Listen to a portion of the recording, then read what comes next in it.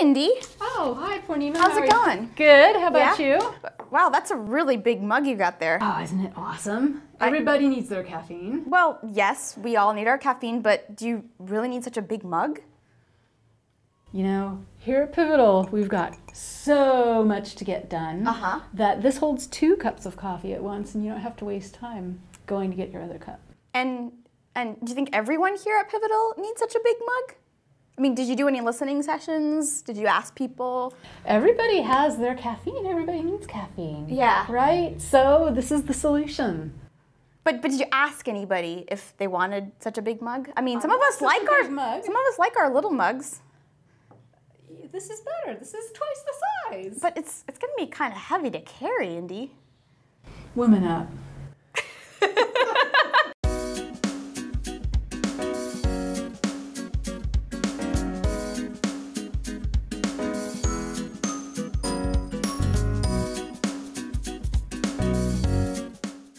Welcome to the 4th episode of Femgineer TV, brought to you by Pivotal Tracker. I'm your host, Purnima Vijay Shankar, the founder of Femgineer. Femgineer is an education company where we teach innovators how to build software products so they can find freedom in their careers, enrich other people's lives, and make the tech world a lot more flexible and inclusive. Today on Femgineer TV, we're going to be talking about the one skill that all successful product managers, user experience designers, business people, and team leaders have. What's this one skill? It's empathy. All these people are successful at building products that customers love and recommend to other people, as well as uniting their teams to build these products because they practice empathy. And believe it or not, it's a skill that can be taught. In our pilot episode of Femgineer TV, you'll remember that I had special guest Ben Congleton, the CEO and founder of Olark. Ben and I were talking about what it's like to run a remote team, and we talked about a number of misconceptions that people have when it comes to running a remote team, such as being devoid of culture and people just not caring about each other or their customers. To dispel these myths, Ben shared 2 values that Olark practices to have an open culture and meet the needs of its customers. And the first was assume good faith, and the second was practice empathy. Now, after watching the episode, you might have thought, well, that's just great for Ben and his compassionate company, but that's never gonna fly with my company. Or you might have thought, why does this even matter? We need to get stuff done. Well, it just so happens that what often causes a lack of motivation, missed deadlines, and high employee turnover are employees thinking that their management, their bosses, and their teammates just don't get them. They might feel like their coworkers jump to conclusions or assume their intentions rather than trying to understand where they're coming from. In other words, they feel like nobody has any empathy for them. A lack of empathy is terrible for team building, but it doesn't just stop there. It can often seep into the products that we build. Customers end up feeling like we just don't get them, and as a result, they are no longer loyal and don't recommend our products and services to their friends. So how do we prevent this? We learn to practice empathy. So today, I've invited our special guest, Indy Young, to help us clarify some misconceptions and common misuses of empathy, and to talk about the right way to practice empathy. Indy was a founder of Adaptive Path, is a user experience consultant, and an author of 2 books, Mental Models, and most recently, Practical Empathy. So I'd gotten familiar with your work because you had actually done some consulting for my first startup, Mint.com, and I knew you were working with some of my coworkers to help us build our information architecture, and quickly after that, I also picked up a copy of your book, Mental Models, for my second startup, BusyBee, and it was just so helpful when it came to building products, and it's helped me build 2 products, so thank you for your work. Before we dig into more of your work, I wanted to start by asking you, what got you into writing? The writing question is a little bit of a hard one because I've never really thought about not writing, I suppose.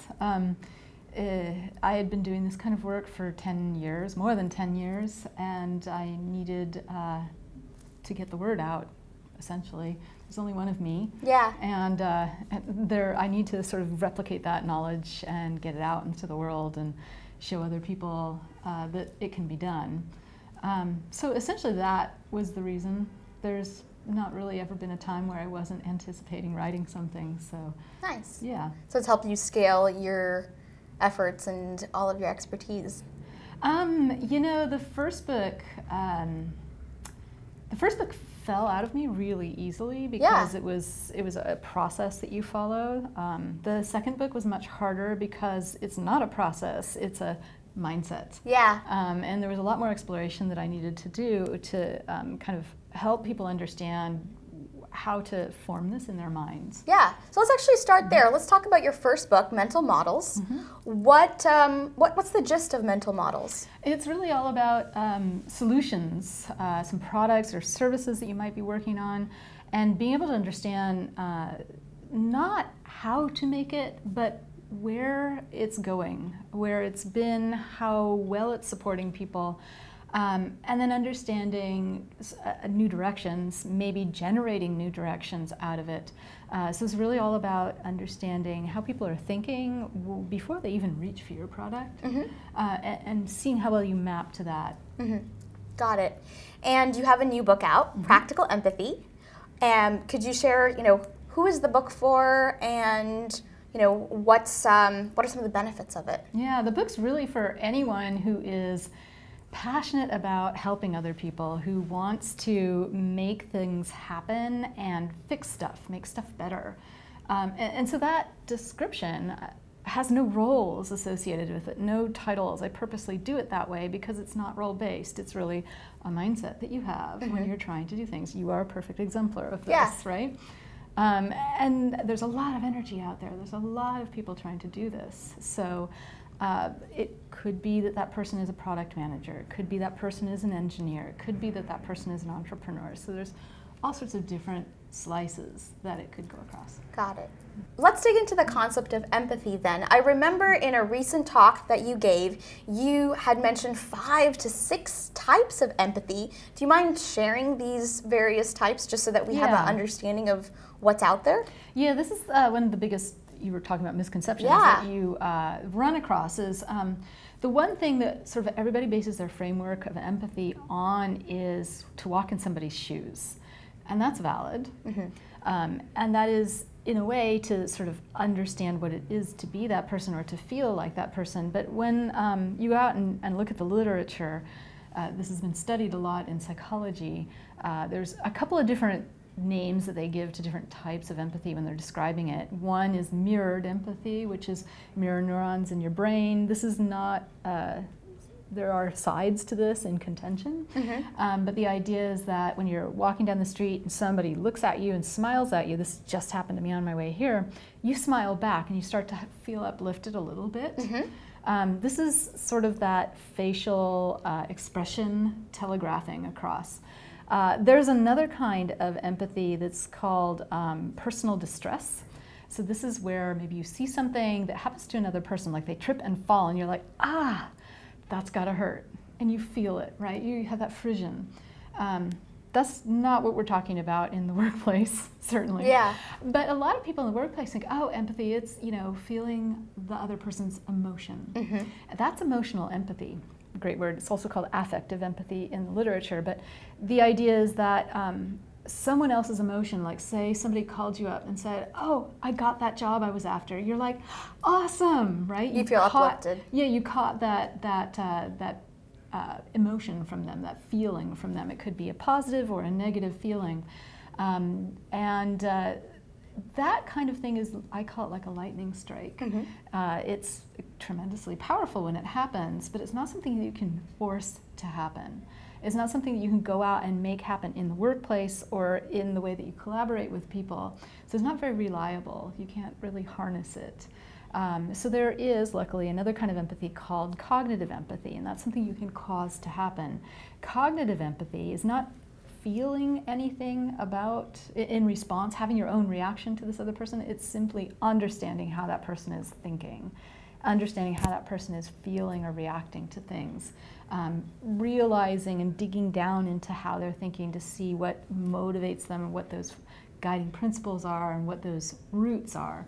So that's what cognitive empathy is about. There's a couple of others that I could describe, but essentially the bigger thing that I see running into in the workplace besides emotional empathy is sympathy. Is that second step that you take after you maybe have had emotional empathy or cognitive empathy with somebody. It's like, oh, I'm going to now do something, and sympathy is usually offering kind words to someone. Dr. Brené Brown, she's a psychology researcher. Great TED Talks. Yes, yeah. Her subject is vulnerability, which is not necessarily something that we explore in the workplace, although it definitely could be explored in the workplace, but it's not something necessarily people want to touch. But one of the talks she's done got animated. Someone came along, took the audio and made an animation, and that's where she describes the difference between sympathy and empathy. So if you Google Brené Brown animation, you'll find this, and there's an example of, you know, one character offering sympathy, whereas another character is sitting there with the person and just saying, I understand you're feeling this. That's emotional empathy. Got it. Yeah, it's sort of, there's a broad range of different things that we're talking about.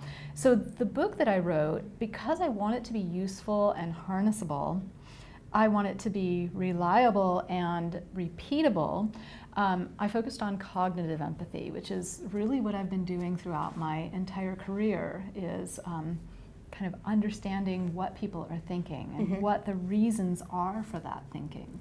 Great, and in today's episode, we're going to focus our conversation around cognitive empathy, and I think that'll be helpful for our viewers as well. But there's probably still the question in their mind of like, why is this even important? Why is empathy important? You know, again, we have deadlines, we got to get stuff done. Can you speak to that? The place where I like to start with the answer for that is the creative process. You all know that the creative process has been well studied. And ideas pop out of your head, and they don't pop out of your head when you really want them to necessarily, right? Whenever I give presentations or workshops, I'll go around the room, where are your ideas popping out? And it's actually very positive. People are like, I know where my ideas pop out, in the shower or when I'm running, or yoga for me. Yeah. One woman's all like, when I'm sleeping. I'm all like, really? When you're sleeping? She's like, well, you know, you have to keep a journal by your bed. When you wake up, you've got the idea, you write it down. But it's really interesting that people are aware of where they're getting these ideas, which is fantastic, especially for people who are teaming up together to build something new. Okay, so we understand the creative process. Where does empathy come in? The creative process comes from deep inside your brain. You have to let that brain process happen, right? It's kind of like you've got a bunch of knowledge, you put it into your brain, you let it simmer, out pop ideas from time to time. And then you kind of iterate on those ideas, and sometimes there's a frisson with someone else, and you're like, oh, and this, and this, and this. And then you play with those, and you go home, and you're like, oh, but not that, but this, you know? All of that is based on what's inside your brain. And if the only things you put inside your brain are your own experiences, then the only ideas that are going to pop out of your brain are based on your own experiences. Yeah. So the whole idea about trying to find out how other people are thinking in support of the creative aspect is to put other people's ideas into your head. Stuff it in there. Just stuff it full, so it's like a big soup, right? And you know that you get better flavors, better ideas when you have broader ideas and broader perspectives inside your head. It's not necessarily going to influence it directly. It could, but it's that whole sort of the way the flavors come together that make that idea, that make that creative process much stronger, better foundation. There's another thing that I address in the book too, which is collaboration. So there are a lot of ways in which people can misuse cognitive empathy, and one of the ways that you mentioned is that people can use it as a persuasion tactic in a way in which you're trying to compel someone to do something, or for what we all do, we try to compel someone to buy something. And you've described why this is not a good way to think about cognitive empathy. not to use it as a persuasion tactic. So why is that? Why should we not use it as a persuasion tactic? So specifically, when you're persuasion is one word, behavior change is another word. Right. But change someone's mind is maybe a good way of thinking about it. So it doesn't necessarily have to be buying. It could be changing the way somebody votes. Yes. And I actually heard a lot of stories about this when I was researching the book. I did all this empathy. I understood what the other side's up against, and then when I would talk to them, I could use that empathy to make them change their mind. This is actually very strong in literature too. The other thing that's strong in literature is sort of the education of, having kids learn that another perspective is valid and to not knock it down.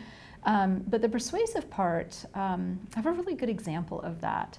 I just got invited to speak at an O'Reilly conference, Velocity, and as a part of that, you get signed up for their, whatever their system is, and you end up like on all these mailing lists, right? So you're on 52 different newsletters, and you're like, oh, I'm too busy and a little overwhelmed, I can't deal, let me go in and unsubscribe, right? So I just went in, I got to the page, there's all these check boxes, they're all blank, I'm like, great, click the button, unsubscribe.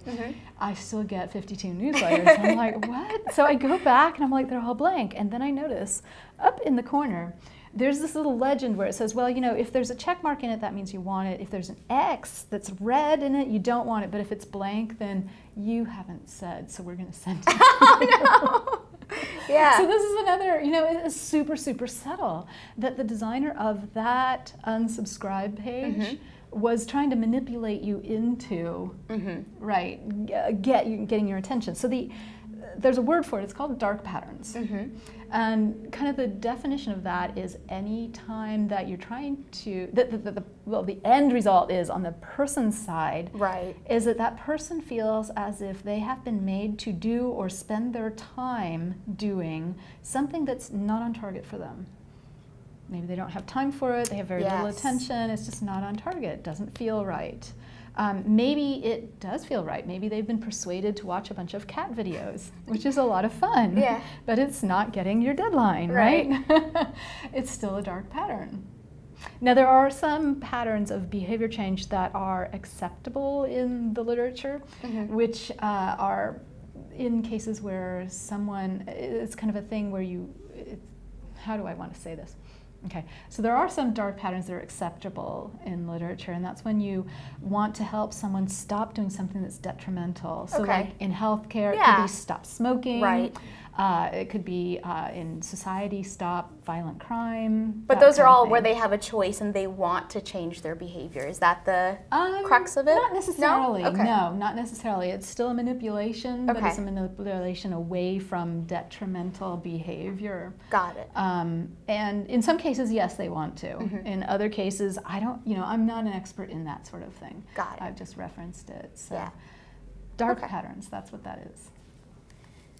So the second dark pattern that I know you talk about is, and I think many of us are guilty of this, is when we've got a solution in our head and we just want to verify it. So we have an interview or we go and ask the customer a series of questions, and once they say yes, great. We get that solution and we move right on, but it doesn't actually get to their needs, right? So can you speak to that a little bit? Well, that's not a dark pattern. Oh, okay. That's simply us being used to doing solution-based or evaluative work. Very, very much of our energy is spent on the idea, the thing we're trying to build out, the thing that we're trying to improve. We think about it in the shower, we cogitate, we scratch our heads and all of that. All that energy is focused on the idea. Yes. And when you then get the chance to listen to someone and find out about their thinking and what their purpose is and where their intentions are headed, you fail to dig into it because you're so married to the ideas. You're just like, it's your idea, you're excited, you don't want to, Yeah, and it's been your life. I mean, that's all taken up in your headspace. Right. So the nice thing about practical empathy, the nice thing about developing a practice of an empathetic mindset is that you can turn that off and switch it over, sort of like take off your employee hat, say, okay, I'm not thinking about the product right now, I just want to think about you. You are a human being here with me, spending some of your attention cycles with me, spending this time with me. This is valuable, right? Now, sure, I could get your preferences and your reactions to this, and I could evaluate how well it's working for you. That has its place, and I'm not saying don't do that. That is necessary.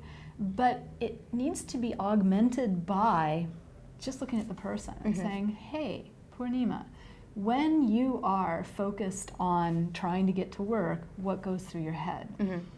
And why did you make that decision? And on Monday when you did that, what went through your head and why did you make that decision? And oh, that's based on some history from 12 years ago. Tell me about that. What happened then and how did you react?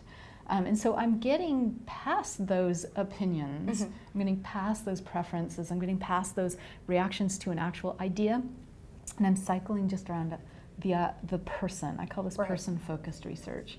I'm going to talk to you, I'm going to talk to Matt and Steve and Joan and all these other people, right? And see if there's a pattern that comes up in terms of the way that people think their way through that particular thing, which is, you know, getting to work. And you wouldn't want to talk to somebody who doesn't get to work necessarily because they wouldn't have the stories to tell. So finally, we know that empathy is used to build products, but there's a lot of other contexts that we can use empathy in. Can you speak about some of the other contexts that you've mentioned in your book? There's the side of it that's all about the product, but I like to call it creating or making or building. There's also the side about collaborating, working with other people, the people that are in your business or your organization if it's not a business. So I'm going to talk a little bit about the creation side of things. There might be a product or a service, but very often people forget that when they are designing a process or a policy, written content, the way you use a printer, which was apparently very difficult to use here, that has an effect on people. It is an experience that people are having, and you owe it to yourself to go out and stuff your brain with knowledge about how those people are reasoning their way toward purpose. If you stuff your brain with your knowledge, you're going to come out with better ideas that you can build and create, whether they're new ideas, tweaks on something that exists, or just polishing up something. On the collaborative side of things, there's a few layers as well. There's always the sort of the peer that you've been working with, maybe closely, maybe not closely, but you've all been in a conference room at some point where that peer was not happy with a decision. And the tension rises, and you're all waiting for the conference room to, the meeting or whatever to be over. You get up and you're like, I'm getting the hell out of Dodge. You know? And this is an opportunity that a lot of people don't recognize as a place where you can say, okay, I'm shutting down my notebook or whatever, and I want to look at this person in the eyes and say, you know what? I really need to understand you better. I need to understand your reasoning better. I'm clearly not getting it. And just that ability to put yourself down before them and say, I don't understand you and I want to understand you, gives them the opening. Now that opening, they could use that opening to help you, or they could use that opening to hurt you. Right. But you have to be vulnerable to that. It is the beginning, maybe a very small step, of being able to work with that person better. Because if you get the reasoning behind it, you're going to then influence those ideas coming out of your head. You're going to skew them a little bit differently. The same thing happens with your boss. A lot of people, I tag things that people say all the time. And some of the things are reactions. And one of the big reactions that happens a lot is fear. We never want to admit it. A lot of people live in fear of their boss. Their boss tells them to do something, they're all like, oh my God, what an awful idea, but I gotta do it. And it's well, why do you got to do it? Oh, because he'll, tell me that I'm not doing it right, or he'll be mad at me for such and such. Well, it's the power, right? There's a concentration of various forms of power. Exactly, and so there is that fear, and we don't want to admit it, but if we do sort of recognize like a tiny, tiny part of it, when that boss asks us to do something, and we ask him back, okay, I want to do the best job I can do on this, can you tell me your thinking that led up to this? Right. And if your boss can't answer, get your boss to take you to his boss so that you can get that thinking behind it. Just having that discussion starts the process of collaboration. So pushing back on a request is not rebellion. Right. It is the first tiny step in collaboration. And then there's another layer in this too in terms of collaboration, which is when you have direct reports. Mm-hmm. And in an organization where you're creating things, building things, engineering things, you are responsible to a great extent for the growth of those people who report to you. The growth, whether in skills or creativity or maturity or whatever, how you keep track of it. I don't know that many people do keep track of it. And so this is yet another way of doing it, sitting down with that person and saying, okay, what is of concern to you right now? Mm-hmm. And then doing that again and again, maybe on a quarterly basis, and looking over the year or 2 years or 3 or 5 or whatever, and you can start to see those growth patterns, see those things changing. If you see a pattern that's still sticking up a year later, you're like, okay, what we're doing about this is not working. Mm-hmm. Let's play a different game here and try to change it up so that gets solved. So there, layers upon layers.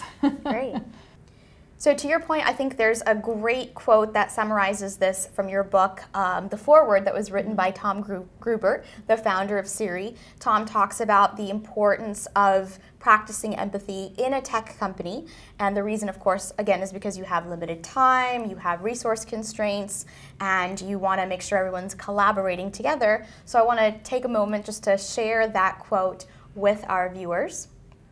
And Tom writes, companies respond by hiring all-star teams of diverse players working cross-functionally with other teams. Somehow, these herds of high-tech cats need to purr together, like the cylinders in a Jaguar sedan.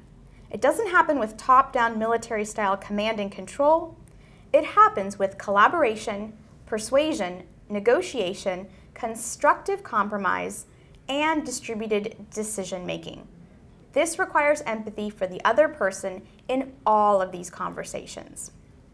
So we've talked a fair amount now about empathy in terms of collaborating together and working on products.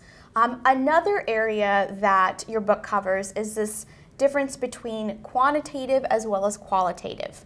And a lot of times the quantitative analysis, like the metrics and the data, just doesn't paint a complete picture for what we're looking for. And we've got to get at some of that qualitative data, but it can be hard to justify it. Yeah, it can be hard to justify it. And everybody always asks me, how do you justify it? Great, yeah. Unfortunately, my clients are self-selecting, so I don't have to justify it very much. But I do try to help people justify it, and I've written a couple of articles about it. Mm-hmm. The basis of it is that our culture is in love with science. When we use the word science, we're actually using it to persuade someone to believe me or to trust me. Mm-hmm. Next time you see the word science or hear the word science, for the next week, you're going to be noticing this. You're like, oh yeah, no, they're not talking about, natural science where they're doing some experiments about, something in the lab. They're not talking about artificial science where they're studying something that humans have built, like government or something. No, they're talking about how great their product is, and how trustworthy they are. Yeah. So this is a fun thing to start noticing in the world. We're very, very in love with it. We teach our kids to speak this way, and that I think is the biggest hook that people have for getting some qualitative, some words in there. Words are not the opposite. Qualitative is not the opposite of quantitative. They're both continuums on their own. And they both measure things in general all the way to very specific. Quantitative, of course, shows up as numbers and feels more believable. Qualitative shows up as words, and people are like, oh, those are open to interpretation. So what the key to do is to show people that the words are not necessarily open to interpretation within the boundaries that you have defined. Right. So as you go and listen to people and you hear their stories and start seeing patterns, the meaning, the implications of what they're talking about are the same. They start coming out. Right. As soon as you start seeing that happening over and over again, you know that your qualitative data is valid, that it is starting to show patterns. This is also something that Dr. Brené Brown talks about.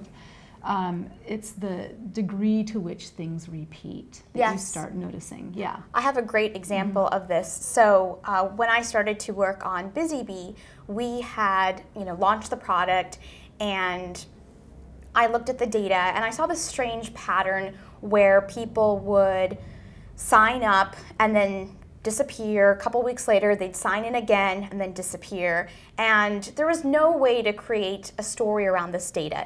I couldn't concoct anything. So I basically was like, I don't know what's going on here. And it's not just one, it's not just two people, but it's multiple people that are doing this. And so I decided that the only thing I could do was get on the phone, and I called up a bunch of our users at that point, their studio owners. And when I called them up, they pretty much all said the same thing.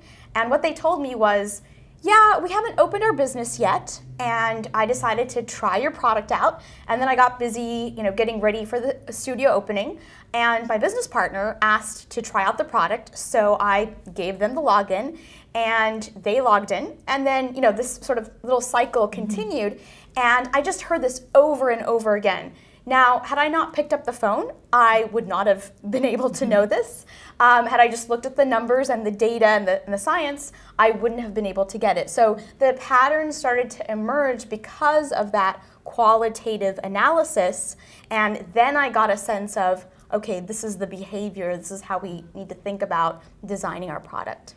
So I love the fact that you use the word concoct and that you notice that you're about to concoct something. A lot of people don't notice when they're about to make something up. They just go ahead and make it up. They've got deadlines. Right. Okay? We're off and running. This is what I've heard from one person, or this is how I think of it, so there we go. Concoct is a great word for it. I'm really proud of you for reaching out and actually listening to people.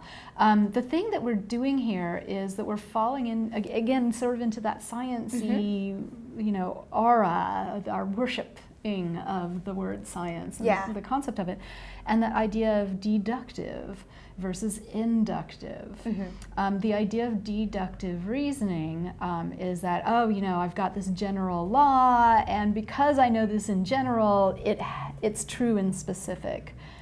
Inductive is actually what we're doing with this, is that we're finding a bunch of specifics, and we're letting those specifics tell us the pattern, just like what you did with BusyBee, right? And then you get that pattern back, and you can act on that pattern. If for some reason we think it's much easier to do the deductive, to say, oh, I know what the pattern is, and let's just apply it here, and let's make that assumption, let's make up that answer. It's very seductive to do this. It's actually, the media is full of it. I've seen studies, even by Berkeley researchers, published where they're all like, oh, it's all about the 1% being super greedy, and therefore they're not empathetic at all. And so I'm going to prove this by, various deductive, like semi-inductive, deductive, they never talk to anybody. Right. They're just watching them. They don't know what's going through people's minds. Got it. Yeah. So, survey is also a culprit. Right. A lot of people will turn to a survey because you can do it within a deadline. You get numbers of responses that seem valid. You can do some math on them. And then you can say, oh, this was scientifically done, so believe me, trust me. Right. But a survey doesn't ask somebody what they're thinking. A survey simply puts what you're thinking out there and asks people to pick the thing that's closest. So I don't like surveys very much at all. The only good survey is an essay question. And I've actually done research with essay questions, and it works. It's not hard. So you can still do that deadline thing, play to the deadline, but just ask people an essay question. Got it. Get a lot of data back. Okay, so obviously we don't want to do surveys. We want to try these essays. I know you have another technique that you share when it comes to practicing empathy, which is the listening sessions. And I think this is interesting because a lot of us who are building products have been taught to do customer interviews and to get from customers or prospective customers what they think, what they want, and then we could build our products. But oftentimes, you know, it feels like an interrogation to the customers. So instead, in your book, you mention this concept of listening sessions. And let's start there. Like, what exactly is a listening session, and how can we practice one of these? So one of the most important things about stuffing your head full of knowledge is letting that knowledge come in, rather than bracketing it or boxing it according to what you know already. So when you're doing an interview or a survey or whatever of these things, you're like, okay, you now are going to tell me about the answer to this thing that I know, and it's a box, it's a framework that I already have in my head. And I'm forcing you into it. And so it's giving me a tiny bit new knowledge, but not a lot. It's not giving me the whole Purnima picture. Right. You could think very differently than I. And so what I like to do is use the analogy, there's two things. One is the analogy of the tour guide. And the other is the idea that you are not smarter than the other person. You really need to let go of that tendency we all have, especially as engineers, to be able to think of an answer, to be able to solve the problem, to be able to fix it, right? As a good engineer will always do, is to explore all of the components involved in something that they're trying to build. One of those components is the humans. And so you want to get into it with that same open mind that you use when you're looking at other aspects of what you're trying to solve.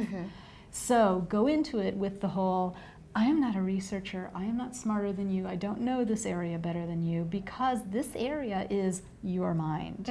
I know nothing about your mind, unless we have spent many dinners together talking about your mind. So I'm going to choose this opportunity to just let myself go and follow you. So I'll give you sort of the general gist of it, like our example a little bit earlier about getting to work. And you're going to wander wherever you want with that, whatever associations you have with getting to work. Now, if you start telling me about I don't know, a trip that you took to China and it has nothing to do with work, I may like, oh, okay, you know, really interesting. So earlier you mentioned da-da-da, you know, and then get you back on track, right? But it generally doesn't happen. Generally people will just start unpacking and smaller and smaller bits will come out, and you get deeper and deeper into why they did the things they did. What were they thinking? What was the history behind that thinking? What were those guiding principles and how did they get made? What were the reasons for the preferences that they chose? Oftentimes I'll ask people, you know, why do you prefer taking the bicycle as opposed to the bus? And they're like, I just like it better. And you're like, how did that form, right? And they're all like, you know, I don't know. Let's see. Oh, you know, it was blah, blah, blah. Sometimes it takes a few, oh, you know, it was, but they get down into that source material, that root material. And that's what I'm really after to form empathy, so that you are understanding this human component, so that you're looking at it from a purist point of view, not a point of view of a problem solver. Yes. So neutralizing your reactions so that you're not guiding them in any way, and letting them share what they want to share, and just really listening, but also practicing that, you know, turning off your own tendency to play that sort of Sherlock Holmes detective character, because you're always trying to think one step ahead, but letting them guide more of the conversation and instead steering it. Got it. Another thing that happens is that a person will hear somebody start to go onto a topic. They're like, oh, this is my favorite topic, you know, and they'll start like really digging into it or asking leading questions about it. Or maybe the person will like come sort of close to that topic and veer away, and you're like, no, turn around, down, talk to me about this topic. Right. You would never do that if you were actually in a tour in a foreign city with a tour guide, and you're standing there on the corner and the tour guide is explaining the history of what happened at this corner, and you're like, wow, there's like this amazing building down there, and I'm into amazing buildings, so I'm going to ask him about the amazing building. It has nothing to do with the tour. Right. You wouldn't do that. So it's the same habit. Staying this is maybe a rope to grasp as you're in this listening session. Are there people that find it difficult to practice empathy? Yeah. They don't know that they find it difficult to practice empathy. A lot of people, when I mention this, say, oh, I think of myself as an empathetic person.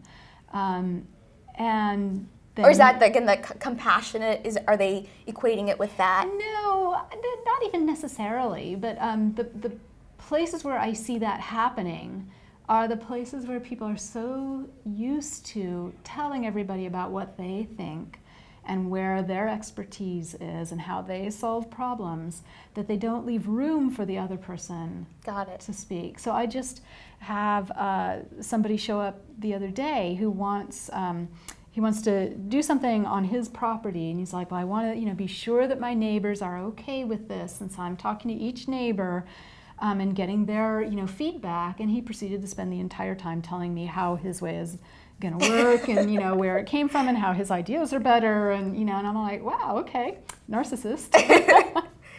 I also just did a class for some law students who have had some experience in law firms, and they're all like, in the law firms, everybody there is pretty much into their own world and all about sort of posturing. Very difficult to get someone to actually be empathetic in those scenarios. Got it. Okay. So I'm sure a lot of our viewers out there will be empathetic people and be able to practice empathy. Let's switch gears and talk about how, after you've practiced a listening session and you've hopefully gotten a deep understanding of your either customers or coworkers, how you can turn that into actionable insights for your business. So maybe an example? Yes, that would be great. Yeah. So from time to time I do my own little research projects, one of which involved a faux insurance company, and we were exploring what goes through people's minds during a near-miss accident. They wanted to understand this because they had some company goals, which were not only really around reducing the number of claims, right? The number of accidents and things like that. So how can we do that? Well, let's understand how people think during a near-miss accident. And there were a couple of really strong patterns that came out of this. I actually spoke to a lot of people about this.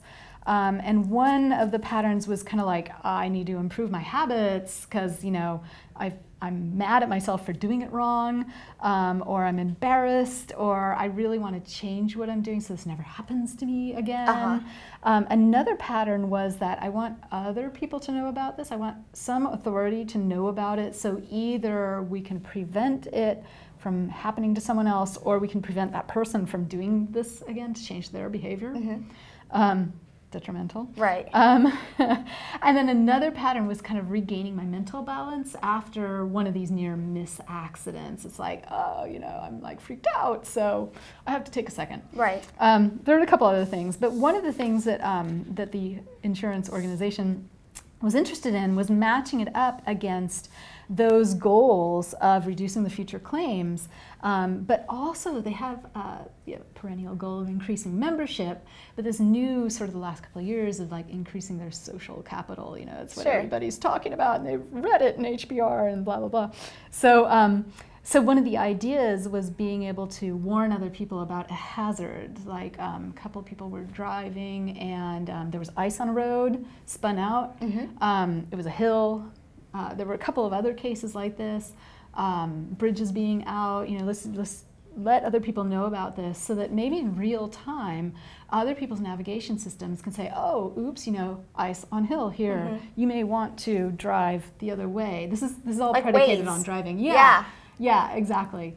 And so they were all excited about doing that and maybe getting that information out in a variety of channels, not just navigation systems, but a couple of other channels that could help people who have different habits, because each person sort of solves that getting to work problem in a different way. Got it. So we've talked about these listening sessions and how to derive insights from them.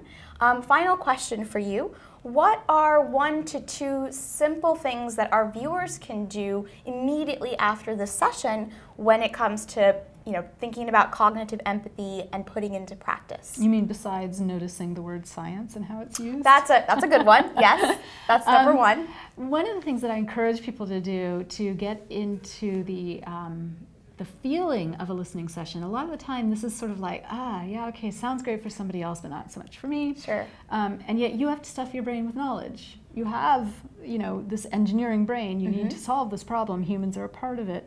So how do you get over that barrier? So practice doing it in informal situations so you can sort of get your toe in the water. So think of a couple places maybe that you are during the day, maybe in line at lunchtime, trying to pick up your coffee. Dinner time. Yeah, dinner time. It's actually really hard to do with people that you are in contact with constantly because you end up getting in habits with each other. I see. Yeah, this is also true of work teams. Oh, interesting. So I like familiar strangers, maybe at the gym. Yeah. Somewhere different, checking out at the grocery store. Notice something about another person and say something. I'm at the bus stop today and I'm like, oh, nice earrings. And the lady starts telling me the story, and see if you can't get over that initial contact and then proceed just a little ways down the road toward finding out, like why she got those earrings. Right. Yeah, so you probably don't want to ask her, directly why did she get the earrings. You want her to guide the conversation a little bit more. Well, you do, but you could ask her, tell me, what made you pick them out. Okay. Right? There's a balance there. You don't want her to feel too uncomfortable with you. And because you're in a familiar stranger sort of point of view, you have a limited time with each other and you both know that it's going to end, so you're safe that way. Right. But there are a lot of other techniques that you can use to start making her feel comfortable. Yeah. That's all in chapter 4 of the book. Great, yeah. So Indy's latest book, Practical Empathy.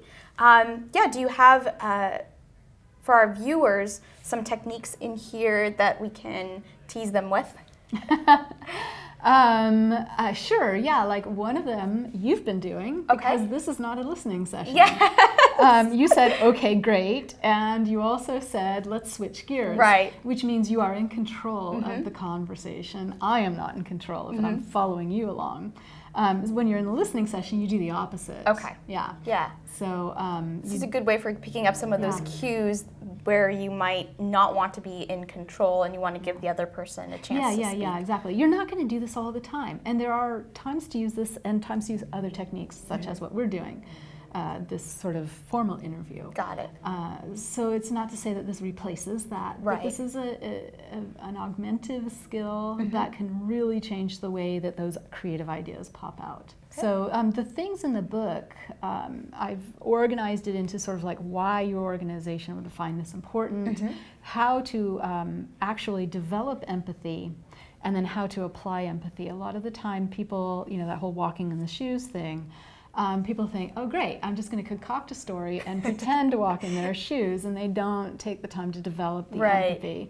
So that whole middle section, I think, is the most important part of the book, at least from my point of view. But I get comments from people about their minds sort of being blown or exploded or something like that, and it's really violent sounding. But the idea is that it's like a sort of a orthogonal twist on the way that we solve something, and yet it falls right into the way that we solve problems, that whole engineering mindset. My clients are incredibly enthused about this progress. It's generally sort of like okay, what is this sort of squishy weird thing? It's like trying to eat something new. You're like, well, okay, I'll taste it. And then you hear a little bit more about the history, you feel it, you actually do listening sessions yourself. You go away from it for a minute or a week, or somebody went over the holiday break last winter, came back, and she's like, oh my God, this is changing my life. I'm more aware of when I'm making assumptions. I'm more aware of how people are talking, and when I'm just sort of skimming along the top and letting that fly. And maybe that's fine. but maybe I do want to get deeper with somebody. And this is just like, this is the part that people are really excited about. Interesting. Yeah, that's great. Just to recap, we started off by talking about what is empathy, and Indy gave us about 4 types of empathy, and the one that we focused on was cognitive empathy because it can really help us when it comes to understanding our coworkers as well as our customers in business and as we build products. Then we talked about how it's often misused. Indy shared some dark patterns with us. And then we talked about why it's actually important and how it can help you grow your organization. And then Indy shared how to practice it through listening sessions, but you can also start simply by digging into conversations deeper, even with just familiar strangers, to get you practicing empathy. So finally, we have a challenge for you. We'd like to know, what do you do today to understand your customers and your coworkers? Do you have certain techniques like the listening sessions, or do you have some other techniques? And how have these benefited your organization as well as the products that you have made? So let us know your responses in the comments below this blog, and the 3 best responses will get a special giveaway from our sponsor, Tracker, and be highlighted in our weekly newsletter. So thanks again to our guest, Indy Young, for sharing today with us your expertise on practicing empathy. It was my pleasure. Thank you. And to you, our viewers, for tuning in today, and to our sponsor, Pivotal Tracker, for helping to support in producing this episode of FemGeneer TV. And if you've enjoyed this episode, then please share it with your friends, your coworkers, and your boss. Subscribe to our YouTube channel to get the next episode, where we'll have special guest Edmund Lau, the author of The Effective Engineer. Thanks for tuning in today, and I'm really looking forward to reading your challenge responses.